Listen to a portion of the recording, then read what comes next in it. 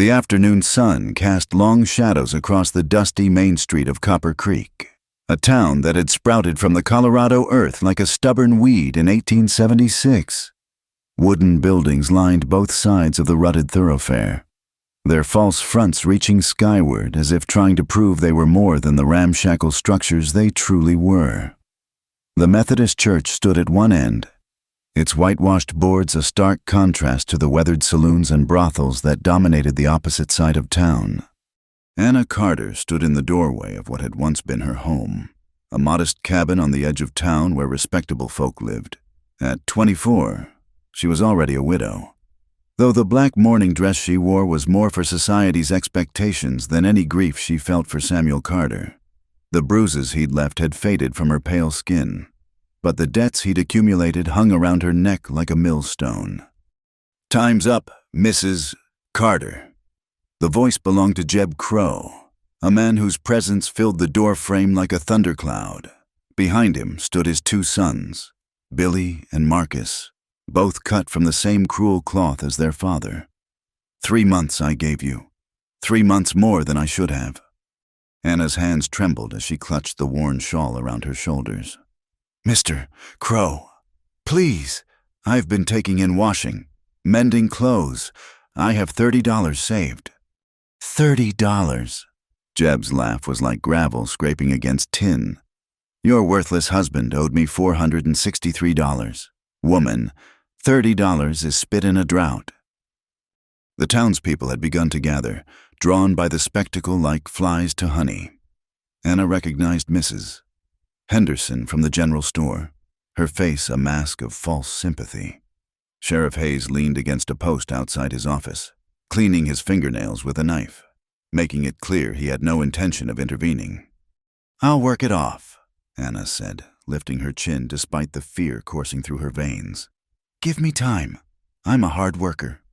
"Work," Billy Crow snorted, his eyes roving over her in a way that made her skin crawl.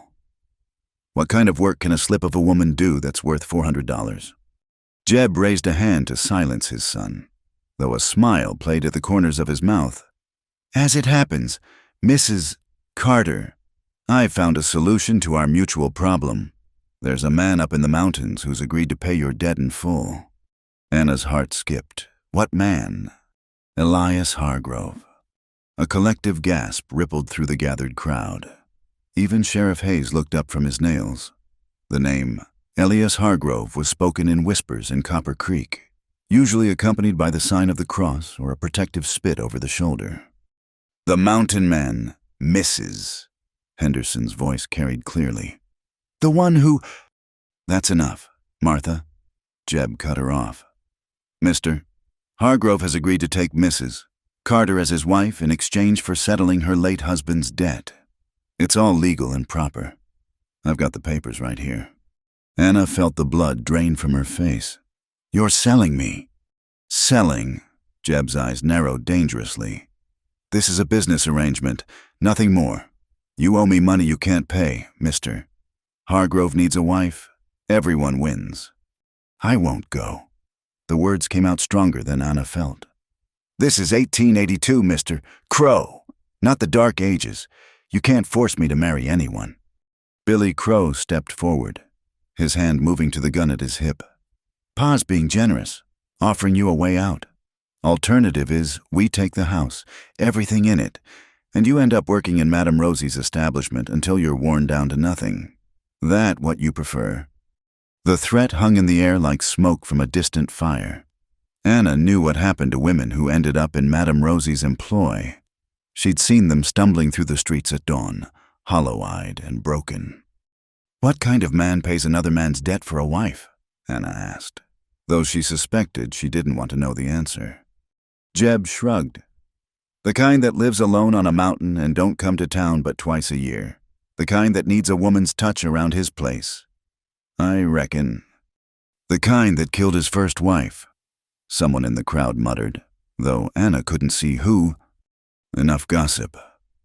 Sheriff Hayes finally spoke, pushing himself off the post. "If Mrs. Carter agrees to the arrangement, it's legal. If she doesn't, well, the law's clear about unpaid debts. Anna looked around at the faces of people she'd known for 2 years, people she'd thought were neighbors, even friends. Not one of them would meet her eye.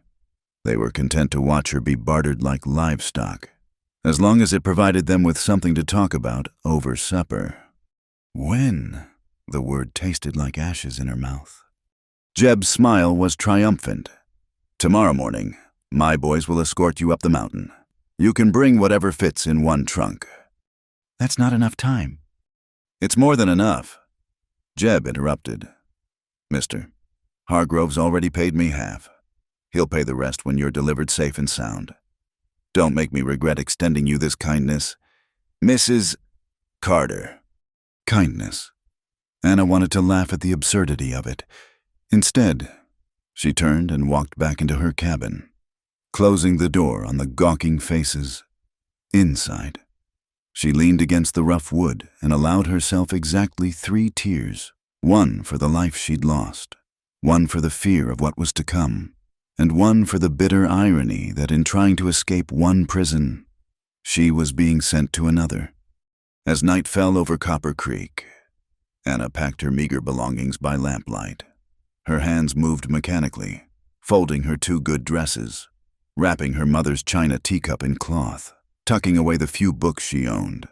From outside came the sounds of the town coming alive, piano music from the saloons, laughter and arguments, the normal rhythm of life that would continue without her. She paused at her small mirror, studying her reflection. Green eyes stared back from a face that had once been called pretty before hardship had sharpened its edges.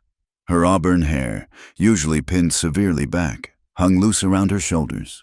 She wondered what kind of man would pay good money for a widow he'd never met, a woman being sold to settle another man's debts. The stories about Elias Hargrove were varied and violent. Some said he'd gone mad from isolation, that he talked to wolves and trees. Others claimed he'd killed a man with his bare hands in a fight over a claim. The most persistent rumor was about his wife, found burned to death in their cabin. Though whether by accident or design, no one could say for certain. Anna's hands stilled on a photograph of her parents, both long dead. Her father had been a dreamer who dragged them west chasing gold that never materialized. Her mother had followed, as women did, and died of fever before Anna's 16th birthday. She'd married Samuel Carter at 18, believing his promises of a better life, only to discover that some men's promises were worth less than dust. A knock at the door interrupted her thoughts. She opened it to find Father Miguel from the Catholic mission, though she wasn't Catholic herself. Mrs. Carter, he said softly, I heard about your situation. Have you come to tell me it's God's will, Father? The old priest's face creased with sorrow. I've come to offer you this. He pressed a small wooden cross into her hand. And to tell you that God sees all, even in the wilderness. After he left, Anna held the cross up to the lamplight. It was crudely carved but smooth from handling. She tucked it into her trunk, though she had little faith left that God concerned himself with the fate of women sold to pay their husbands' gambling debts. As dawn approached, Anna dressed carefully in her traveling clothes, a brown wool skirt and matching jacket that had seen better days but was still respectable. She pinned her hair back severely and covered it with a bonnet. If she was being delivered like goods, she would at least maintain what dignity she could. The Crow brothers arrived as the first light touched the mountains. Billy drove the wagon while Marcus rode alongside, rifle across his saddle. They loaded her trunk without ceremony. Beautiful morning for a wedding journey, Billy said with a leer. Anna climbed into the wagon bed without assistance and without response. As they rolled out of Copper Creek, she allowed herself one last look back. The town was still sleeping off the previous night's excesses, unaware and uncaring that one of its residents was being carted away to an uncertain fate.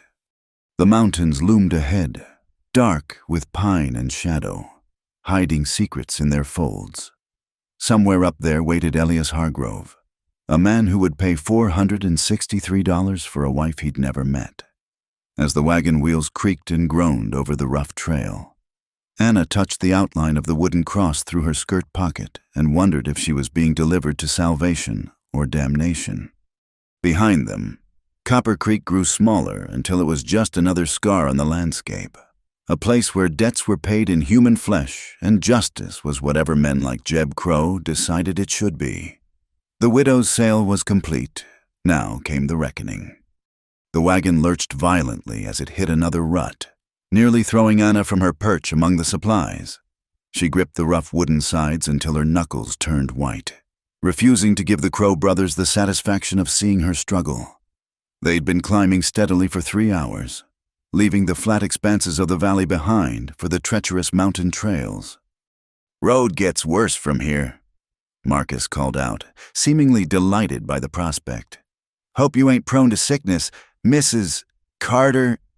The path, if it could be called that, wound through dense stands of lodgepole pines that blocked out most of the morning sun. The air grew thinner and colder with each turn of the wheels. Anna pulled her shawl tighter, though it did little against the mountain chill that seemed to seep through her clothes and into her bones. Billy guided the horses around a particularly sharp bend, whistling tunelessly. "Pa says Hargrove ain't been to town in near 6 months. Must be powerful lonely up there." "Lonely enough to pay good money for company," Marcus added with a laugh that echoed off the canyon walls. Anna kept her eyes fixed on the trees, counting them silently to keep her mind from dwelling on what awaited her. 100 pines, 200. The forest seemed endless, a green prison that grew denser with every mile. Occasionally, she caught glimpses of movement in the underbrush. Deer, perhaps, or something less benign. The first wolf appeared just past noon. It stood on a rocky outcropping above the trail, gray as morning mist, watching their passage with intelligent yellow eyes. Billy cursed and reached for his rifle, but the wolf melted back into the forest before he could take aim. "Damn things are everywhere up here," he muttered. "Hargrove's probably half wolf himself by now." They stopped briefly at a mountain spring to water the horses. Anna was allowed to stretch her legs and refill her water flask, always under the watchful eyes of the brothers. The water was ice cold and tasted of minerals and pine needles. She splashed some on her face, shocking herself fully awake. Another 3 hours, maybe 4. Marcus informed her, consulting the rough map his father had drawn. "Trail gets steeper past Devil's Elbow." Devil's Elbow proved to be a series of switchbacks so severe that Anna had to close her eyes to keep from being sick. The wagon tilted at dangerous angles, and more than once she heard Billy curse as the horses struggled for footing. The drop to their right was dizzying, hundreds of feet down to a boulder-strewn creek that looked like a silver thread from their height. Hargrove must be touched in the head, living this far from civilization, Billy said, wrestling with the reins. No wonder he had to buy himself a wife. The forest began to change as they climbed higher. The lodgepole pines gave way to blue spruce and fir, their branches heavy with old snow despite it being late spring in the valley. The underbrush grew thicker, more tangled. Anna noticed tracks in the muddy spots, elk, bear, and more wolf prints than she cared to count. As afternoon wore on, storm clouds began gathering above the peaks. The temperature dropped another 10 degrees, and Anna's thin jacket offered little protection. She huddled deeper into the wagon bed, using her trunk as a windbreak. "Storm coming," Marcus observed unnecessarily. Thunder rumbled in the distance like a giant clearing his throat. Billy urged the horses faster, but the trail would only allow so much speed. The first fat raindrops began to fall just as they rounded another bend and saw smoke rising through the trees ahead. "There," Billy pointed. "That'll be Hargrove's place." Anna's first glimpse of her new home was through a curtain of rain. The cabin sat in a small clearing, built of massive logs that looked as if they'd been standing since the beginning of time.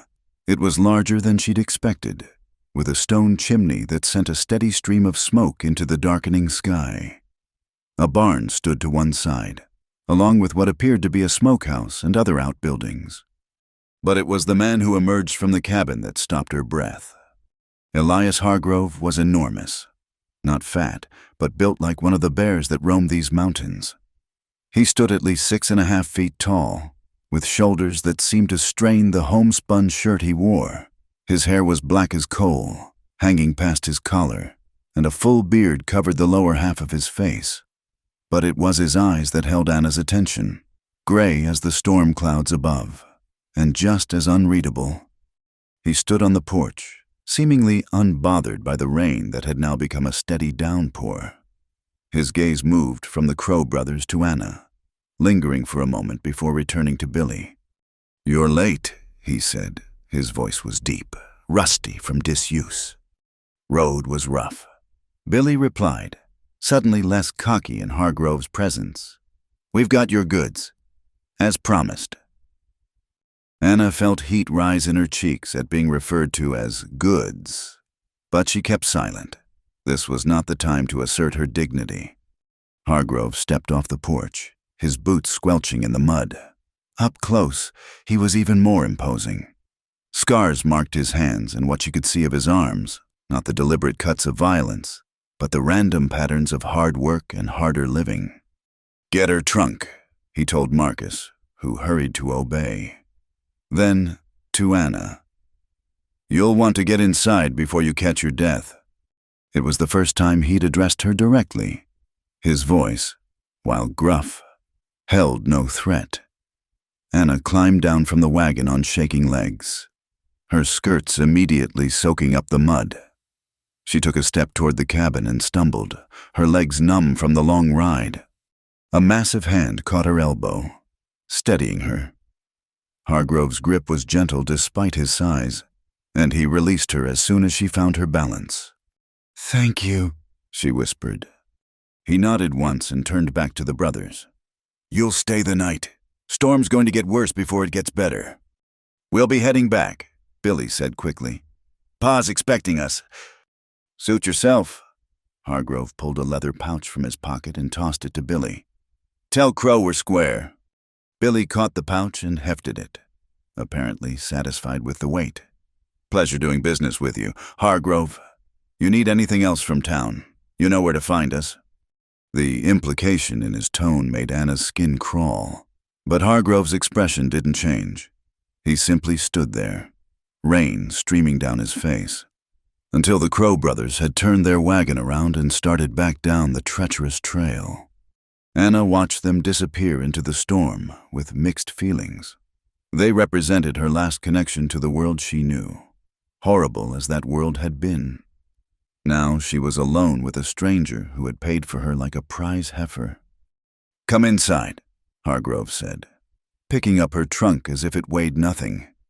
"You're soaked through." The cabin's interior was a revelation, where she'd expected crude bachelor quarters. She found order and even a rough comfort.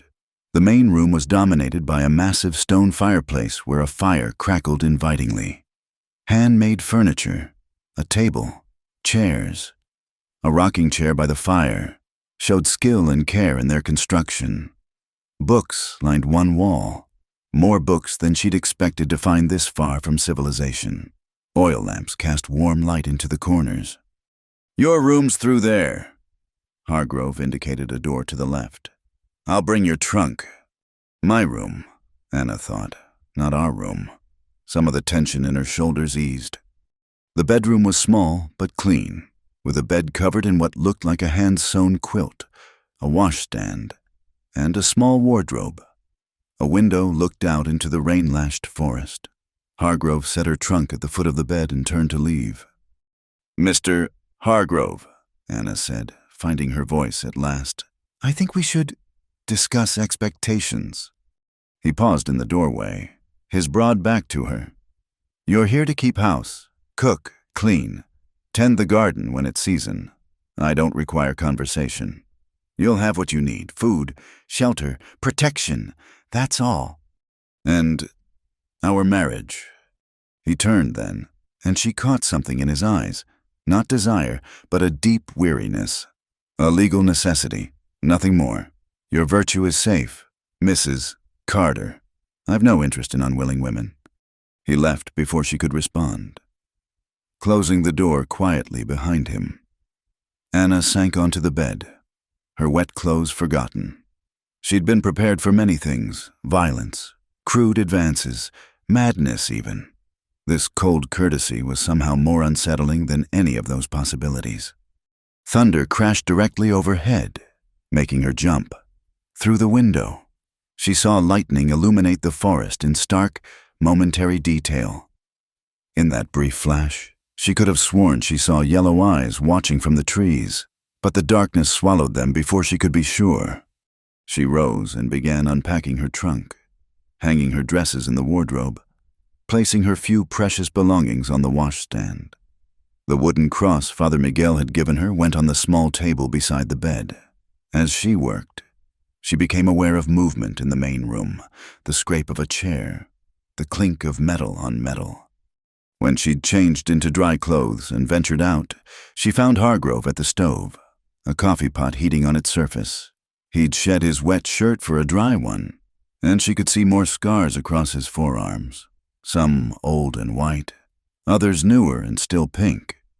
"Coffee?" he asked without turning. "Yes, thank you."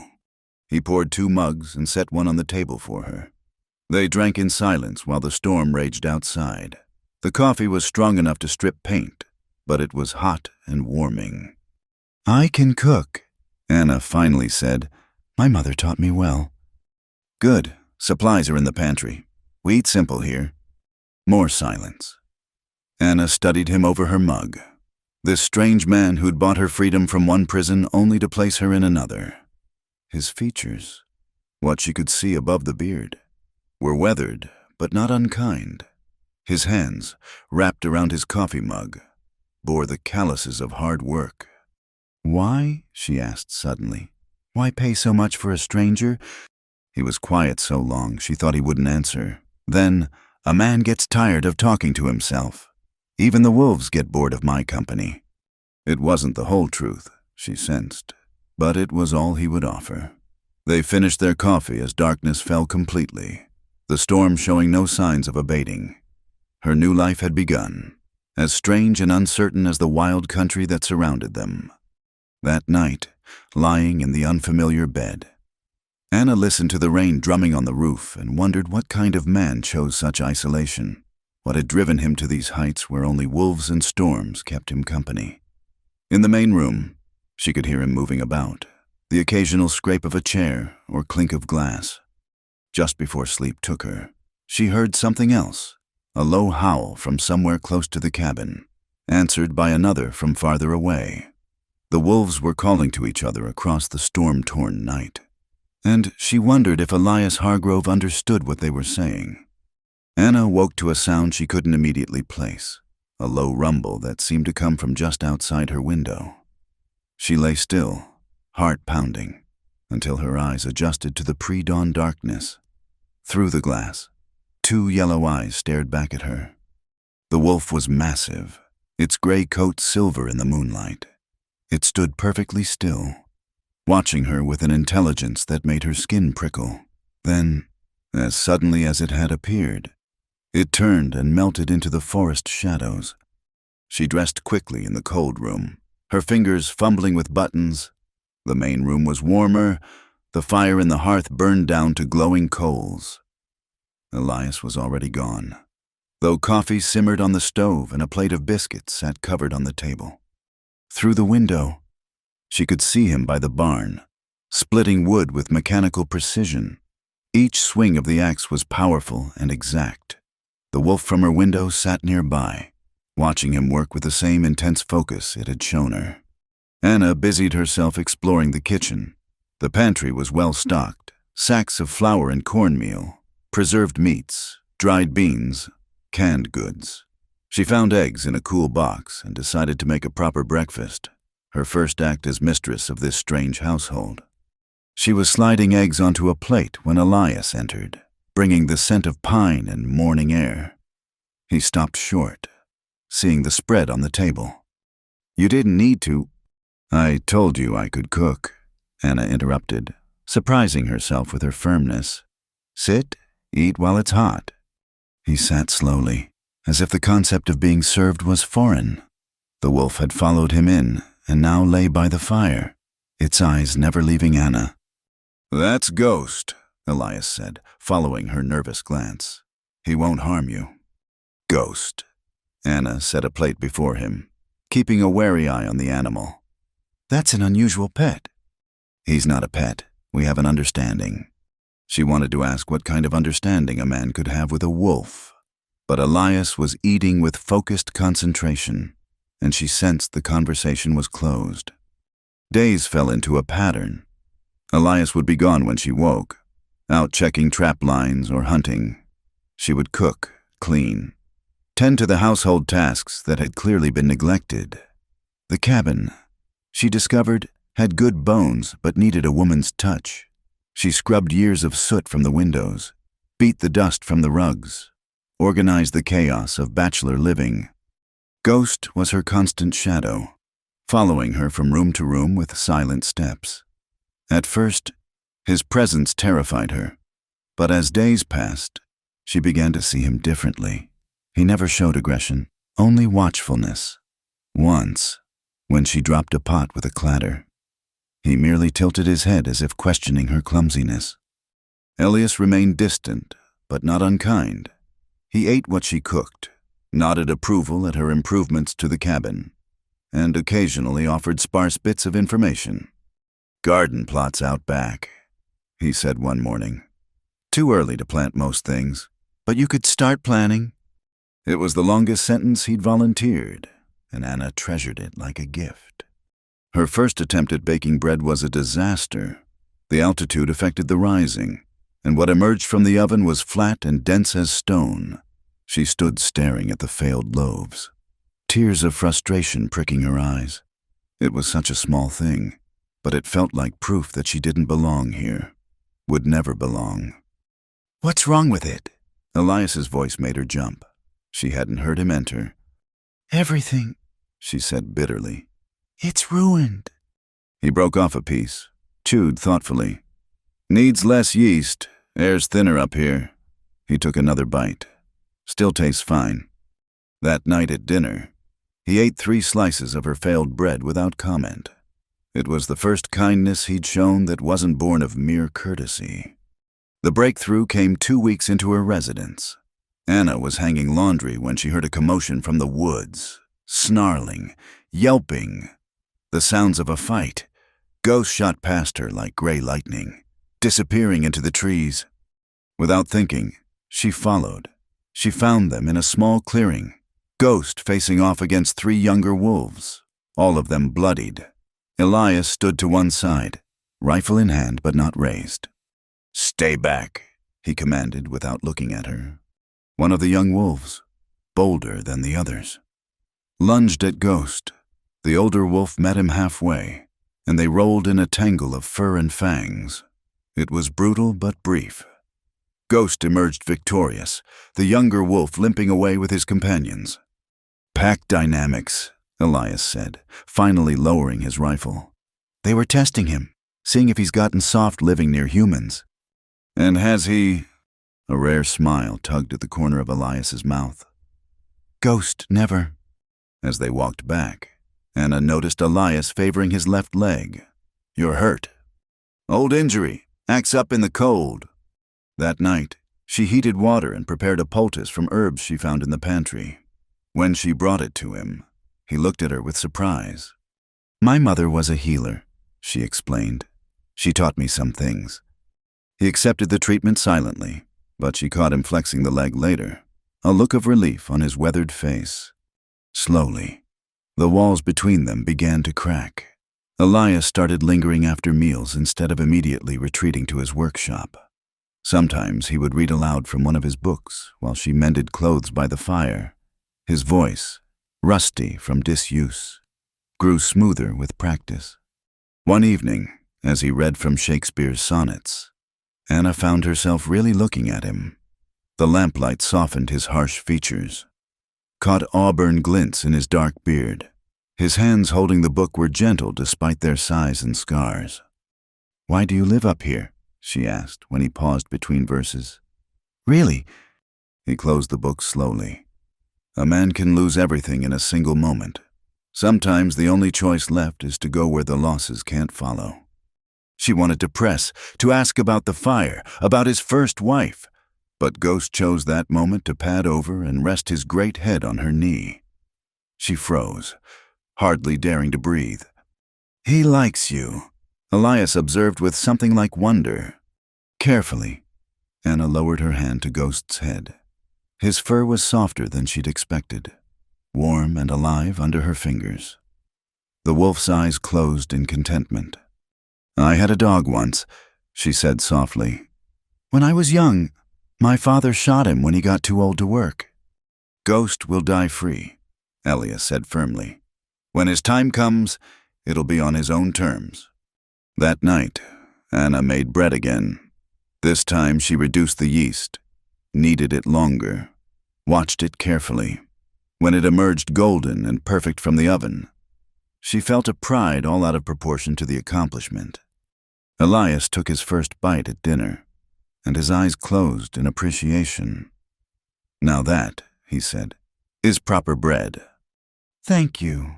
She couldn't keep the smile from her face. He looked at her then, really looked at her, and something passed between them. Not love, not yet, but understanding. They were two damaged souls trying to carve out a life in this unforgiving place. "Your smile," he said suddenly, then stopped, color rising above his beard. "What about it?" "Nothing. It's just—" I had forgotten what it was like to see someone smile like that, over bread. Later, as she prepared for bed, Anna reflected on the strange turns her life had taken. A month ago, she'd been a town widow drowning in debt. Now she was a mountain woman, baking bread in a cabin where wolves came calling and silence spoke louder than words. She looked out her window to where Ghost kept his nightly vigil. The wolf looked back, and she could have sworn he nodded before disappearing into the darkness. Her prison had become something else, not quite a home. Not yet, but a place where broken things might mend if given time and patience. And perhaps, she thought as she heard Elias's footsteps in the main room, that was enough for now. The next morning, she found a small carved wooden bird on the kitchen table.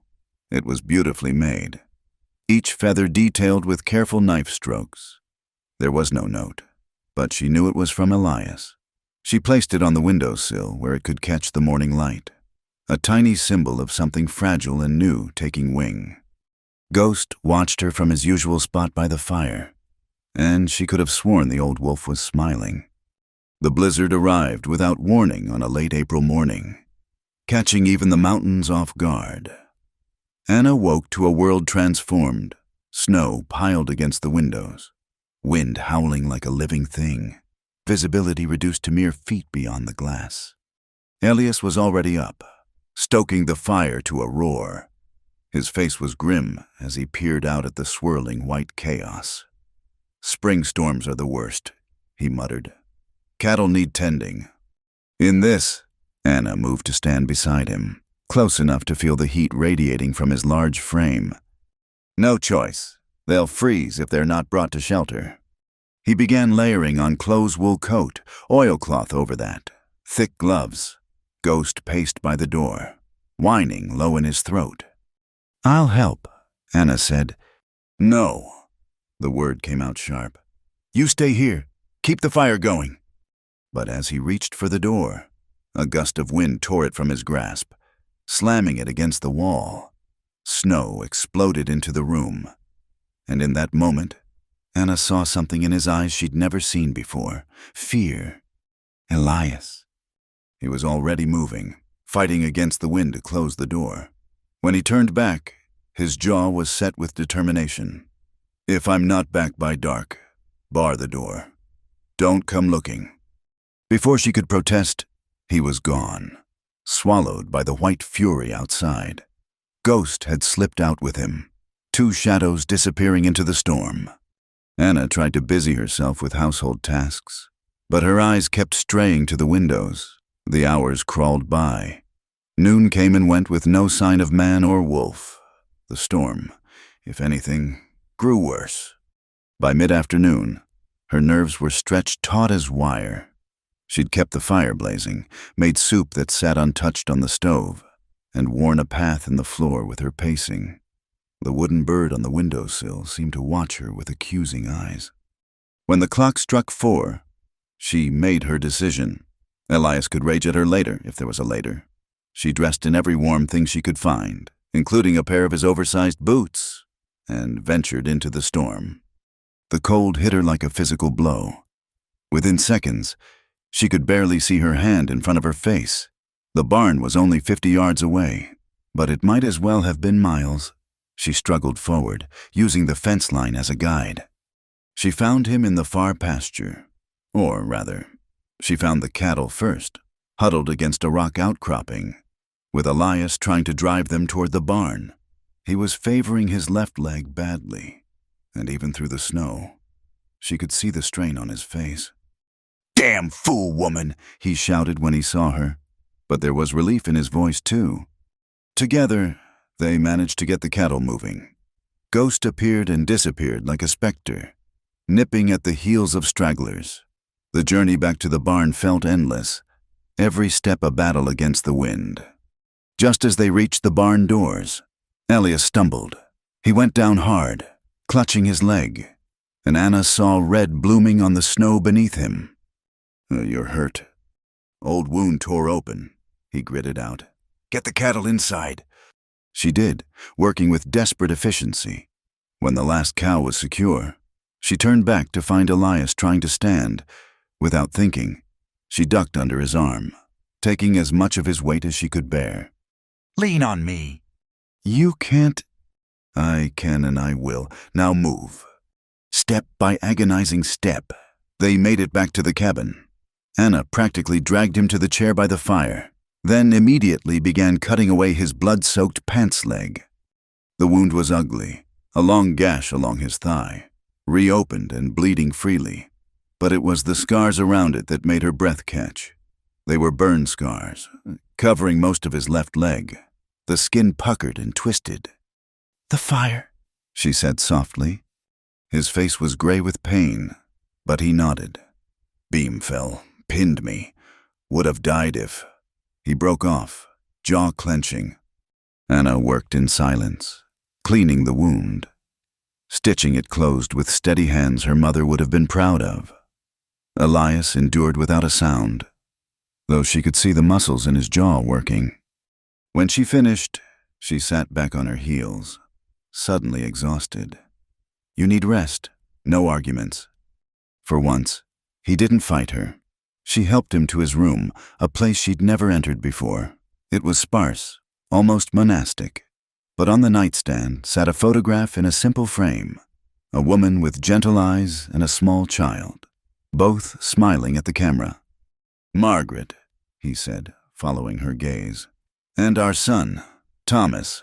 They were visiting her sister when the fire started. I was working late in the workshop." His voice was distant, lost in memory. "Lamp got knocked over, spread so fast. I tried to get to them, but the beam..." Anna's throat tightened. She covered his hand with hers, feeling the ridges of old scars. "The town blamed me," he continued. "Said I was careless, drunk, though I hadn't touched a drop. Some said I said it deliberately. Easier to believe that than accept that terrible things just happen sometimes. So you came here?" Couldn't stay, couldn't look at their faces every day, seeing accusation even in sympathy. He turned his palm up, entwining their fingers. "Ghost found me the first winter, half-dead wolf pup, abandoned by his pack. We understood each other. The storm continued to rage outside, but inside the cabin, a different kind of storm was breaking. Anna saw him clearly now, not the frightening mountain man of legend, but a soul crushed by loss, exiled by grief and the cruelty of others' assumptions. "The wound needs checking every few hours," she said, her voice carefully neutral. "I'll stay close tonight." She brought blankets and made a pallet by his bed. Ghost padded in and settled between them, a guardian against the darkness both outside and within. Deep in the night, Elias woke with fever. Anna bathed his face with cool cloths. forced willow bark tea between his lips, and kept vigil as he tossed and muttered. Names tumbled from his lips. Margaret, Thomas, and, surprisingly, Anna. "Don't leave," he said once, clearly, his hand finding hers in the darkness. "Please don't leave." "I'm here," she whispered. "I'm not going anywhere." By morning, the fever had broken. The storm, too, had exhausted itself, leaving the world buried in pristine white. Elias woke to find Anna asleep in the chair beside his bed, her hand still clasped in his. He studied her face in the gentle morning light, the determined chin, the faint lines that spoke of her own struggles, the auburn hair that had escaped its pins to frame her face. Something shifted in his chest, a thawing he'd thought impossible. She stirred, green eyes fluttering open to meet his gray ones. For a moment, neither spoke. "The wound?" she asked finally. "Better, thanks to you." She began to pull her hand away, but he held on.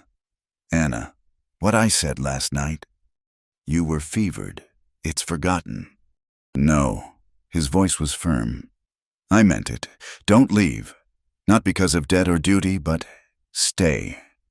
The words hung between them, fragile as new ice.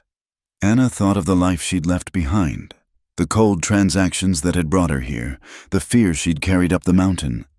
All of it seemed to belong to another woman, another time. "I'm not going anywhere. Elias," she said softly. "This is my home now. You're my—" She paused, searching for the right word. "You're my family now. You and Ghost both." He brought her hand to his lips, the gesture so gentle it made her heart skip. "I haven't been good company? Haven't been fair to you? You've been grieving. I understand grief." Ghost chose that moment to stretch and yawn enormously, breaking the tension. They both laughed, a sound that seemed to surprise the old wolf. Over the next days, as Elias healed, something fundamental changed between them. The careful distance they'd maintained crumbled like spring snow. He began teaching her to read the mountain's moods, to understand Ghost's silent communications. She shared stories of her childhood, her mother's healing knowledge, even found herself laughing about some of Samuel's less harmful foolishness. One evening, as she changed his bandages, Elias caught her hand. "That first night, when you smiled over the bread. It was like sunrise after 3 years of darkness. I knew then I was in trouble." Anna felt heat rise in her cheeks. "Trouble? The good kind," he clarified, then added with uncharacteristic vulnerability, "If you'll have me, scars and ghosts and all." She looked at this man who'd bought her freedom only to offer his own heart in return, who'd shown her that love could grow in the unlikeliest ground, fed by kindness and understanding rather than passion and promises. "Elias Hargrove," she said, a smile tugging at her lips. "I believe I already have." The sound of whistling drifted through the morning air, a jaunty tune that seemed entirely out of place in the mountain stillness. Anna looked up from the garden plot she'd been preparing to see a figure approaching on horseback, a grizzled man with a pack mule in tow. "That'll be old Tom," Elias said from behind her. He'd healed well from his injury, though he still favored the leg on cold mornings. "Comes by every few weeks with supplies." Old Tom proved to be aptly named 70 if he was a day, with a beard like dirty snow and eyes that twinkled with mischief. He swung down from his horse with surprising agility. Well, he said, eyeing Anna with undisguised curiosity. "So the rumors are true. Elias Hargrove's gone and got himself a woman." "Tom," Elias warned, but there was fondness in his voice. "Mrs. Hargrove." Tom swept off his battered hat in an exaggerated bow. "Tom Brennan, at your service, trapper, trader, and purveyor of goods to hermits and their lovely wives." "Just Anna, please," she said, smiling despite herself. There was something infectious about the old man's good humor. Tom's eyes lit up. "She smiles. By God, Elias, She actually smiles. I was half afraid you'd found yourself another ghost to haunt these woods. Do you have my order or not? Elias grumbled. But Anna caught the slight upturn of his lips. Course I do, and a few extras. Tom began unloading his mule with practiced efficiency. Coffee, flour, salt pork, the usual. But also, he produced a small cloth bag with a flourish. Sugar. Real white sugar. Not that brown stuff. Figured a lady might appreciate some sweetness in her life. Anna's eyes widened. Sugar was dear, especially this far from town. Mr. Brennan, that's too kind. Nonsense. Call it a wedding gift. He winked. Besides, I'm hoping it might inspire some of those famous baked goods I've been hearing about. Hearing about? Elias frowned. From who? Oh, you know how news travels. Even mountains can't keep secrets forever. Tom's expression grew more serious. Speaking of news, there's been talk in town. The Crow boys have been flapping their gums about you, ma'am, saying things that aren't fit to repeat. Anna felt the familiar chill of dread. But Elias stepped closer to her, his presence solid and reassuring. Let them talk, he said quietly. They can't reach us here. Tom nodded approvingly. That's the spirit. Though I might have accidentally mentioned in the saloon that anyone who bothers Elias Hargrove's wife would have to answer to him and that wolf of his. Amazing how quick folks lose interest when Ghost enters the conversation. As if summoned. Ghost emerged from the forest, a rabbit hanging from his jaws. He dropped it at Anna's feet like an offering before settling nearby to watch the visitor with his unsettling yellow gaze. Still gives me the shivers, that one, Tom admitted. But I suppose every family needs a guard dog. They invited Tom to stay for the midday meal. Anna used some of the precious sugar to make a simple cake, which the old trapper declared the finest thing he'd eaten since his own mother passed 20 years prior. You're wasted up here, he said, helping himself to a third slice. You could make a fortune with a bakery in town.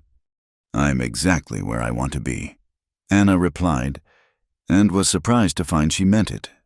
After the meal, Tom produced a small wooden box from his coat. Almost forgot. This came for you. Elias, from Denver. Elias took the box with visible reluctance. Inside were legal papers and a tintype photograph. His face went pale as he studied them. What is it? Anna asked gently. Margaret's sister. She's been managing the sale of the old property. It finally went through. He handed her the photograph. She sent this, said I should have it. The image showed a family gathering, multiple generations arranged on a porch. Anna could pick out Margaret easily, her gentle face matching the photograph in Elias's room, but it was Elias himself that drew her eye. Younger, clean-shaven, smiling broadly with little Thomas on his shoulders. You look happy, she said softly. I was. He took the photograph back, studying it. Different man then. Didn't know how quickly it could all be taken away. Tom cleared his throat. Well, I best be moving on. Those furs won't trap themselves. He began gathering his things, then paused. You know, I've been coming up this mountain for 15 years. Never seen Elias look as settled as he does now. You're good for him.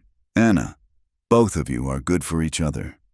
After Tom left, promising to return in 2 weeks, a subtle change settled over the cabin. The sugar became a symbol of possibility, sweetness returning to their lives drop by measured drop. Anna experimented with new recipes, filling the cabin with a sense of cinnamon and vanilla. Elias began spending less time in solitary wandering and more time nearby, working on mysterious projects in his workshop while she baked. One afternoon, as she pulled fresh bread from the oven, he appeared with something wrapped in cloth. For you, he said gruffly.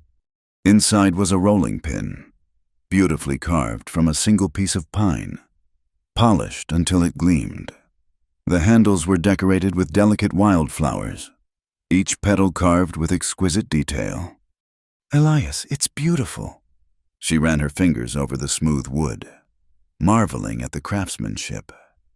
You made this." He nodded, color rising above his beard. "Figured if you're going to keep making bread that puts angels to shame, you should have proper tools." Impulsively, she rose on her toes and kissed his cheek. He froze, and for a moment she feared she'd overstepped. Then his arms came around her, pulling her against him in an embrace that was gentle despite his strength. "Anna," he breathed against her hair. "I didn't think I could feel this way again. Didn't think I deserved to." She pulled back enough to see his face. "We both deserve happiness. Elias, maybe that's why we found each other." Ghost chose that moment to pad into the kitchen, sniffing hopefully at the cooling bread. They broke apart, laughing, and Anna cut a thick slice for each of them, spreading it with butter and a drizzle of precious honey. They ate in companionable silence, but the air between them had changed, charged with new possibility. When their fingers brushed as they reached for the honey pot, neither pulled away. That evening, Elias brought out his fiddle for the first time since she'd arrived. The instrument was old but well maintained, and when he drew the bow across the strings, the sound that emerged was pure and sweet. "I didn't know you played," Anna said, delighted. "Haven't in years. Didn't see the point of music when there was no one to hear it." "And now," he said, beginning a gentle waltz, "I have reason to play again." Anna found herself swaying to the music, and when Elias set down the fiddle and held out his hand, she took it without hesitation. They danced slowly around the small cabin, Ghost watching from his place by the fire with what might have been approval. "I should tell you," Elias said as they moved together, "I'm not an easy man to live with. I have dark moods, nightmares, days when the memories are too heavy to bear. And I have days when the past feels like chains around my ankles." Anna replied, "But we don't have to carry our burdens alone anymore." He spun her gently, then drew her back. "Tom was right. You are good for me. You've brought light back into this place, into me. You gave me freedom," she said. "A home, a choice. That's more than I ever dared hope for." "Is it enough?" His voice was uncertain. "This life, so far from everything, the isolation, the hard work." Anna thought of the town she'd left behind, where she'd been nothing but a widow with debts, an object to be bartered.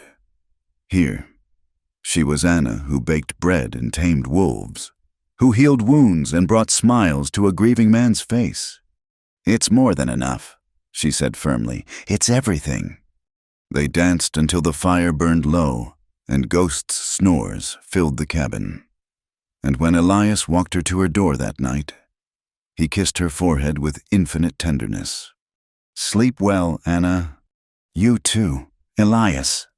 But sleep was long in coming for both of them, each aware of the other's presence through the thin walls, each wondering at the mysterious paths that had brought them together.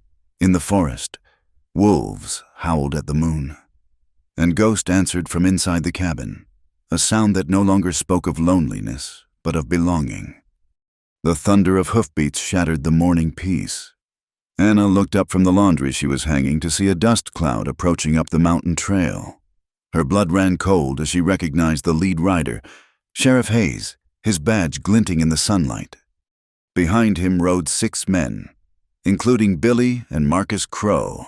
Their faces were grim with purpose, rifles prominently displayed across their saddles. "Elias," she called, but he was already emerging from the workshop, his own rifle in hand.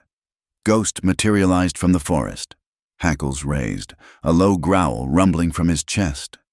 Sheriff Hayes reined in his horse just outside the cabin's yard, his men spreading out in a semicircle. "Morning, Hargrove, Mrs. Carter." "It's Mrs. Hargrove," Anna said firmly, moving to stand beside Elias. The sheriff's smile was thin. "Well now, that's part of the problem.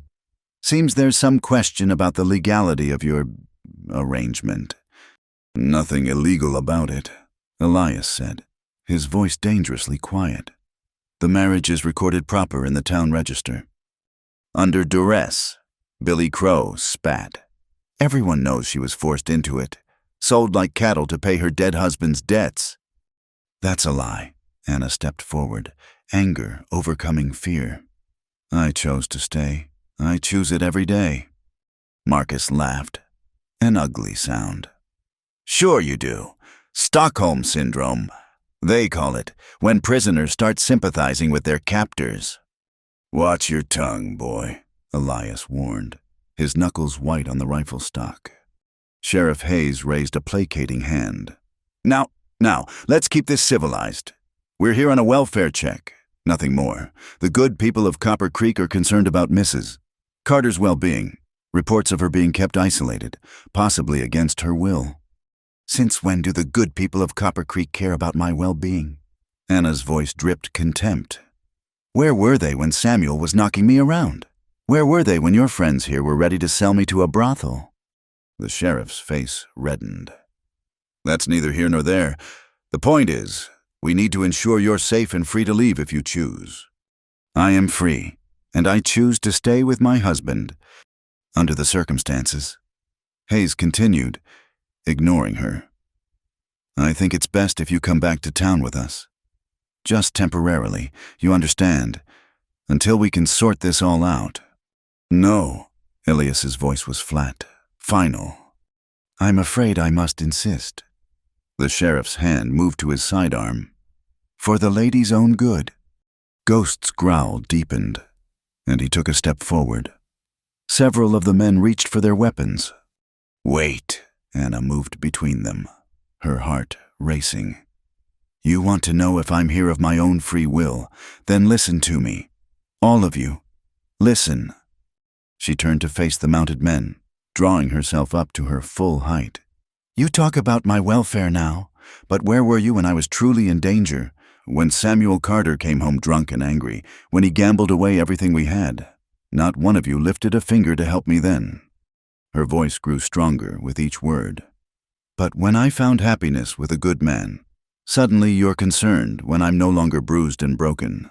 Now you want to rescue me. Your concern is as false as your righteousness. Billy Crow sneered. Pretty words. But everyone knows what Hargrove is. A killer, his own wife and child. The crack of a rifle shot cut him off. The bullet struck the ground inches from his horse's hooves, causing the animal to rear. Billy fought to control his mount as Elias lowered his smoking rifle. The next one won't miss, Elias said calmly. You all saw that, Sheriff Hayes shouted. That's assault. I could arrest you right now. Hargrove. You could try. Elias' smile was wolf-like. But then you'd have to explain why you're harassing a law-abiding citizen and his wife on their own property. Why you're taking the word of men who tried to sell a widow to pay illegal gambling debts. Anna seized the moment. Yes, let's talk about those debts. The ones that were inflated with illegal interest. The ones that included charges for games everyone knows were rigged. Should we discuss that in a federal court? Sheriff, I'm sure the U.S. Marshal would be very interested. The sheriff's face went pale. Federal involvement was the last thing any of them wanted. Too many secrets would come to light.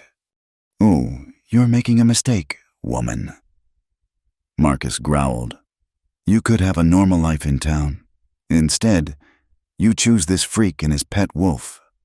I choose love, Anna said simply. I choose a man who has never raised a hand to me, who treats me with respect and kindness. I choose a life where I'm valued for more than my ability to wash clothes and pay someone else's debts. She walked to where Ghost stood bristling and placed her hand on his head. The wolf immediately calmed, leaning into her touch. And yes, I choose this family. All of it. This isn't over, Sheriff Hayes said, but the threat sounded hollow. The town council won't stand for this. The town council can go to hell, Elias said conversationally. And so can you, if you don't get off my land. Now. For a long moment, no one moved. Then Billy Crow spoke up, his voice ugly with insinuation. Must be nice, Hargrove, having a woman warm your bed again. Hope this one don't end up like the last one. Be a real shame if there was another accident. The transformation in Elias was instantaneous. The calm mountain man vanished, replaced by something primal and dangerous. He didn't raise his rifle, didn't shout or threaten. He simply started walking toward Billy, each step measured and inevitable. Billy's bravado crumbled. He wheeled his horse around, spurring it frantically. "We're leaving! We're leaving!" The others followed suit, Sheriff Hayes casting one last look back. "You've made enemies today. Both of you. Don't forget that." They watched in silence as the riders disappeared down the trail. Only when the dust had settled did Anna realize she was trembling. Elias's arms came around her, solid and safe. "They'll be back," she said against his chest. "Let them come." His voice was fierce. "They won't take you. I won't let them." "I know." She pulled back to look at him. "Did you see their faces when Ghost obeyed me? I think that frightened them more than your rifle." A ghost of a smile touched his lips. "You were magnificent, like a warrior queen defending her realm." "Our realm," she corrected. "This is our home, Elias, our life, and I'll not let them destroy it with their lies and prejudice." That evening, as they sat by the fire, the day's events weighed heavily. Anna could see the tension in Elias's shoulders, the worry in his eyes. "You could go back," he said suddenly. "If you wanted, I'd understand. This isn't what you signed up for, being ostracized, threatened." Anna set down her mending and moved to kneel beside his chair. "Elias Hargrove, you listen to me. I signed up for you. For better or worse. Remember, that's what marriage means." "We never actually said vows," he pointed out, a hint of humor returning to his voice. "Then let's say them now." She took his hands in hers. "I, Anna, take you, Elias, as my husband, to have and to hold, in sickness and in health, in the face of ignorant townsfolk and corrupt sheriffs, for as long as we both shall live." His hands tightened on hers. "I, Elias, take you, Anna, as my wife, to protect and cherish, to dance with in our kitchen and share my morning coffee with through blizzards and threats and whatever else these mountains throw at us, for as long as we both shall live." "Now," Anna said, tears streaming down her face, "I'd say we're properly married. Wouldn't you?" Instead of answering, he pulled her into his lap and kissed her, really kissed her for the first time. It was a kiss that spoke of promise and passion, of lonely years ended and bright ones beginning. Ghost, apparently deciding he'd been ignored long enough, pushed his great head between them, causing them to break apart laughing. "I think someone's jealous," Anna said, scratching behind the wolf's ears. "He'll have to get used to sharing," Elias replied, his eyes warm with a light she'd never seen before. That night, for the first time, Anna didn't return to her own room, and in the morning, when the sun painted the mountains gold and Ghost howled his dawn greeting to the world, she woke in her husband's arms, truly home at last. The town might condemn them, society might shun them, but here in their mountain sanctuary, they had found something worth fighting for, a love that had grown from the ashes of tragedy, stronger for having been tested by fire. The attack came in the dead of night, 3 weeks after the sheriff's visit. Anna woke to Ghost's frantic barking and the acrid smell of smoke. Through the window, she could see torches moving through the trees like malevolent fireflies. "Elias," she shook him awake. "They're here." He was on his feet instantly, pulling on his boots and grabbing his rifle. "How many?" "I can't tell. 6, maybe more." They heard the crash of breaking glass from the front room. A burning brand sailed through the window, landing on the rug. Anna rushed to stamp it out while Elias took position by the window. "Hargrove," Billy Crow's voice rang out from the darkness. "Send out the woman and we'll leave peaceful like. This is between you and us." "The only thing between us is the bullets about to come your way if you don't clear off," Elias shouted back. Another torch arced through the air, this time hitting the porch roof. The dry wood began to smolder. "Get the water buckets," Elias ordered, never taking his eyes off the yard. And the ammunition from the cabinet. Anna moved quickly, her hands steady despite the fear coursing through her. She'd learned to shoot over the past weeks, Elias insisting she know how to defend herself. Now that training would be put to the test. A figure darted across the yard, heading for the barn. Elias's rifle cracked, and the man stumbled but kept running. Return fire peppered the cabin walls, showering them with splinters. "The barn," Anna cried. "They're going for the animals. Let them. Animals can be replaced. You can't." But even as he spoke, they heard the terrified whinnying of horses and the bellow of cattle. Ghost was going mad, clawing at the door, desperate to join the fight. "Let him go," Anna said.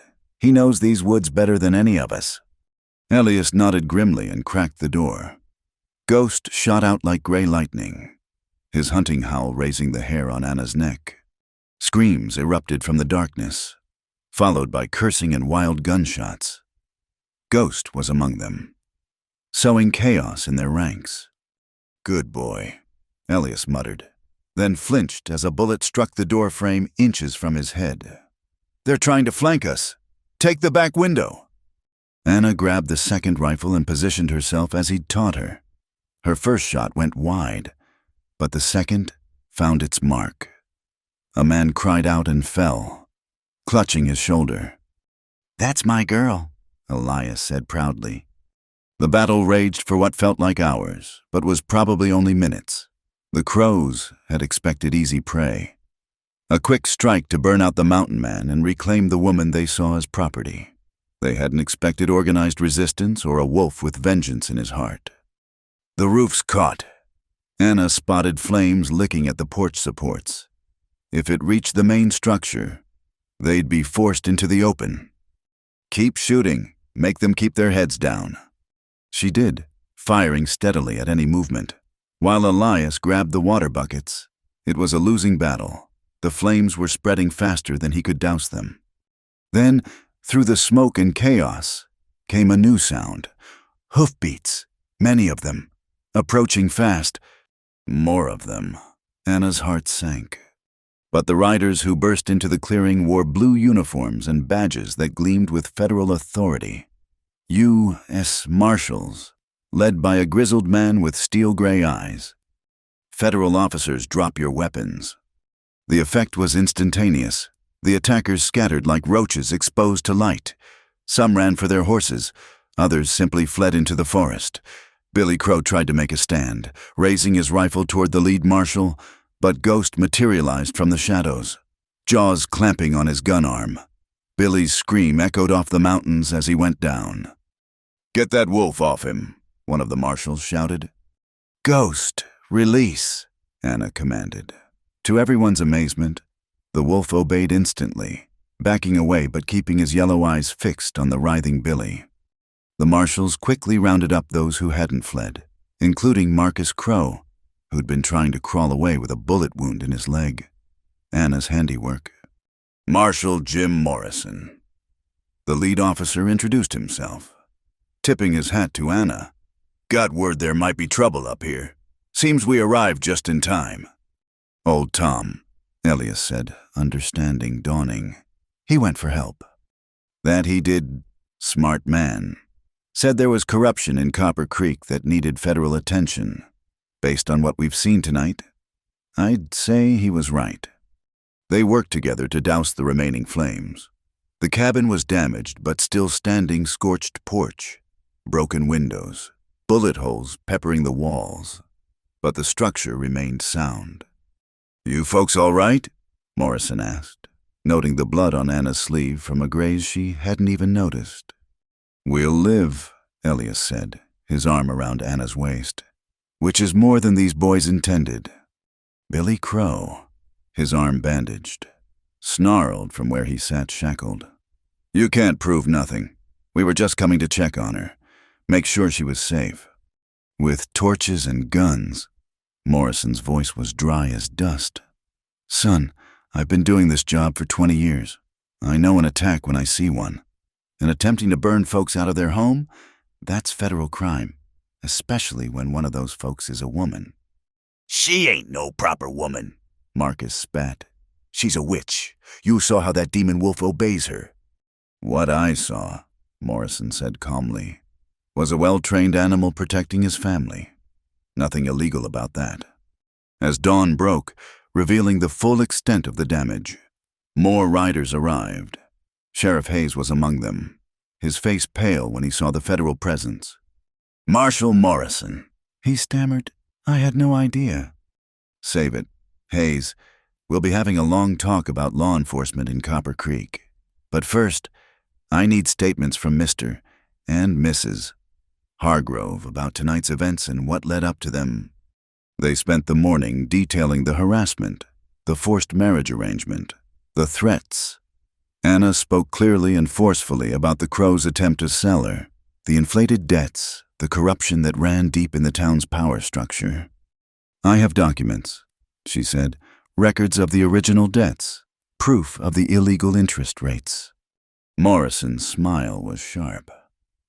"Ma'am, I do believe you've just made my job a whole lot easier." By noon, the marshals had a wagon full of prisoners and enough evidence to clean house in Copper Creek. Sheriff Hayes was relieved of his badge. Pending investigation, Jeb Crow, when they found him, would face federal charges. "We'll need you both to testify when this comes to trial," Morrison said, "but I don't think you'll have any more trouble from this bunch." As the marshals prepared to leave, Morrison pulled Elias aside. "That's quite a woman you've got there. Not many would stand their ground like that." "I know," Elias said simply. "She's worth fighting for." "And that wolf of yours, I've never seen anything like it. Most folks would call it unnatural." "Most folks don't understand that respect works better than fear with wild things. Anna taught me that." Morrison chuckled. "I think you taught each other. Take care of her, Hargrove, and let her take care of you." After they left, Anna and Elias stood surveying their damaged home. Ghost sat between them, fur singed in places but otherwise unharmed. "We could rebuild somewhere else." Elias offered, "Start fresh where the past can't follow." Anna looked at him in surprise. "Leave now when we've just won." "One look at this place. Anna, they nearly burned us out." "But they didn't." She took his hand, squeezing hard. "They tried to break us and failed. This is our home. Elias, we've bled for it, fought for it. I won't let them drive us away." "It won't be easy. The cabin needs extensive repairs, and there's no guarantee others won't come." She silenced him with a kiss. "Nothing worth having comes easy. You taught me that. We'll rebuild, stronger than before. And if anyone else wants to try us, they'll find we're not such easy prey." Ghost voiced his agreement with a howl that echoed across the mountains. "Besides," Anna added with a small smile, "I've grown rather fond of our wolf. I don't think he'd be happy anywhere else." Elias pulled her close, marveling at the steel in this woman he'd thought he was rescuing. "How did I get so lucky?" "Luck had nothing to do with it," she said against his chest. "We saved each other." As the sun climbed higher, they began the work of repair. Neighbors they didn't know they had began arriving. Mountain folk who'd heard about the attack and came to help. By evening, the roof was patched, the windows boarded, and hope restored. That night, as they lay together listening to Ghost's contented snores, Anna thought about the journey that had brought her here. From widow to property to wife to warrior. It had been a transformation forged in fire and sealed in blood. "No regrets?" Elias asked in the darkness. "None," she answered firmly. "I'm exactly where I belong." Outside, snow began to fall, covering the scorch marks and bloodstains with a blanket of pristine white. The mountains kept their own counsel, ancient and indifferent, but in the small cabin where love had taken root against all odds, two hearts beat as one, and even the wild things found peace. Spring came early to the mountains that year, melting the snow and revealing the scars of their battle. But with it came renewal, green shoots pushing through scorched earth, new life emerging from winter's grip. Anna stood in her garden, now expanded and thriving. watching Elias work with several men from town to raise the frame of a new addition to their cabin. The trial had concluded 2 months prior. Jeb Crow was serving 10 years in federal prison, while Billy faced 5 for assault and attempted arson. Marcus had turned state's evidence, revealing the depth of corruption in Copper Creek, earning himself a lighter sentence. Sheriff Hayes had fled west, his badge and reputation in ruins. "Mrs. Hargrove," a familiar voice called out. Anna turned to see Mrs. Henderson from the general store climbing the path, accompanied by 2 other women from town. "Mrs. Henderson," Anna said carefully. This was the first visit from any of the townswomen. "We've come to apologize," the older woman said without preamble, "and to bring these." She held out a basket filled with preserves, fabric, and seeds. "We were cowards, all of us. Stood by while those men terrorized you. I'm ashamed of myself." Anna's throat tightened. "Thank you for coming." "Truth is," one of the other women added, "we were scared of the crows too, but you stood up to them. You showed us what courage looks like." They stayed for tea, and by the time they left, tentative friendships had been forged. The town that had once shunned her was slowly opening its arms. "Look at you," old Tom said, arriving with his monthly supplies. "Regular social butterfly now." "Hardly that," Anna laughed, helping him unload. "But it's nice to not be the pariah on the mountain anymore." Speaking of social, Tom produced an envelope with a flourish. "There's going to be a barn dance next month. First one since the crows got hauled off. You and Elias should come." Anna looked to where her husband was carefully fitting a window into the new addition. "I'll ask him, but don't hold your breath. You know how he feels about crowds. Man's got to rejoin the world sometime," Tom said gently. "Can't hide up here forever, even with the best of reasons." That evening, as they sat down to dinner in their newly expanded kitchen, Anna broached the subject. "There's a dance next month." Elias paused, fork halfway to his mouth. "Tom told me. We don't have to go. I just thought it might be nice to show people we're not afraid." He was quiet for a long moment. "You want to go?" "I want to dance with my husband somewhere other than our kitchen." She admitted, "I want to wear my good dress and see you in that suit you've got hidden in the wardrobe. But most of all, I want the town to see us happy, to know they didn't break us." Ghost, who had been dozing by the fire, raised his head as if sensing the importance of the moment. "All right," Elias said finally. "We'll go. But if anyone says one word out of line, we'll handle it together." Anna finished, "Like we always do." The night of the dance, Anna wore her mother's blue dress, altered to fit and freshened with new ribbons. Elias looked uncomfortable but handsome in his rarely worn suit. Ghost watched them prepare with what could only be described as wolfish amusement. "You guard the house," Elias told him seriously. "We'll be back before midnight." The barn was lit with lanterns and filled with music when they arrived. Conversation stuttered to a halt as they entered, all eyes turning to the mountain man and his bride. Then old Tom's voice boomed out, "About time you two showed up. Can't have a proper dance without the hero couple." The ice broke. People approached, offering congratulations, admiration, apologies. The fiddler struck up a waltz, and Elias led Anna onto the floor. "They're all watching?" he murmured. "Let them," Anna replied, smiling up at him. "Let them see what love looks like." They danced, and others joined them, and for one magical evening, the past fell away. Anna caught a glimpse of them in the mirror behind the refreshment table. Elias, tall and strong, herself glowing with happiness. They looked like they belonged together. 2 pieces of a puzzle finally made whole. "Thank you," she whispered as he spun her. "For this, for everything." "Anna," he said, his voice thick with emotion. "That first day, when you smiled over that burned bread, I knew my life had changed. I just didn't know how much." "Your smile gave me something sweeter than bread," she quoted back to him, remembering his words from that dark night of fever and confessions. He pulled her closer. "It gave me hope, and then it gave me love. And now—" He hesitated, then continued in a rush. "Now I hope it might give me something else." Anna's breath caught as understanding dawned.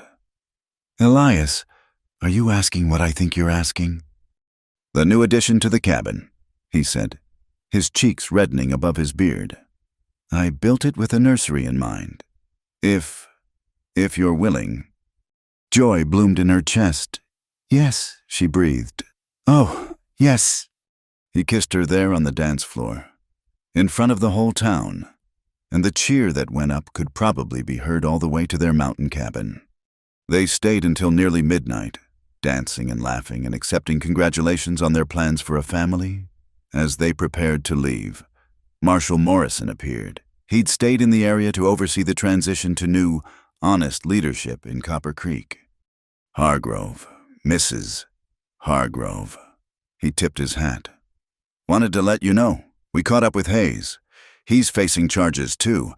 Your testimony made all the difference." "Just telling the truth," Anna said. "Well, the truth set a lot of people free in this town. You two take care now."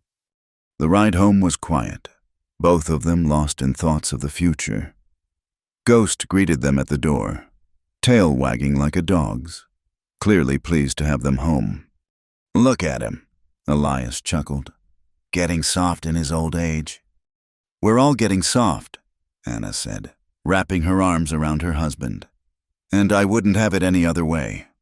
A year later, as summer painted the mountains in shades of green and gold, Anna stood in the garden with her infant daughter in her arms. Margaret Rose Hargrove had her father's dark hair and her mother's green eyes, and she was perfect. Elias worked nearby, building a swing between two trees, while Ghost lay in the shade, appointed guardian of the newest member of their pack. The wolf had taken to the baby immediately, stationing himself by her cradle at night, alert to every sound. "She's going to be wild as these mountains," old Tom observed, visiting with his usual load of supplies and gossip. "Growing up with wolves and whatnot." "She'll be strong," Anna corrected, "and free, and loved." The cabin had grown into a proper home now, with flowers and window boxes and curtains Anna had sewn herself. The bullet holes had been patched, the scorch marks painted over, but they hadn't erased all signs of their struggle. Elias insisted on keeping one small section of burned wood visible, a reminder of what they'd overcome. "Your smile," he'd say sometimes, catching her in quiet moments as she nursed the baby or kneaded bread or simply stood watching the sunset. "It still gives me something sweeter than any meal." And Anna would smile wider, knowing that from the ashes of their separate tragedies, they'd built something beautiful and lasting. She'd been sold for the price of bread, but found a love worth more than all the gold in the mountains. As the sun set behind the peaks, painting the sky in shades of rose and amber, Anna heard the distant howl of wolves. Ghost lifted his head, listening, then settled back down with a contented sigh. He'd found his pack, just as she'd found hers. In the growing twilight, with her daughter in her arms and her husband by her side, Anna Hargrove smiled, and somewhere in those ancient mountains, the wind seemed to whisper back, "Home." The widow who'd been sold to a mountain man hadn't just survived, she'd thrived. And in the end, that was the sweetest victory of all. Thank you so much for listening to this story. I'd love to know where you're listening from. Please share in the comments below so we can connect and discuss your thoughts about Anna and Elias's journey. If you enjoyed this tale from the Wild West, please subscribe to Wild West Night. Give this video a like and hit that hype button to help more people discover these stories of love, courage, and redemption in the American frontier. Your support means the world to me, and I can't wait to share more stories with you. Until next time, partners.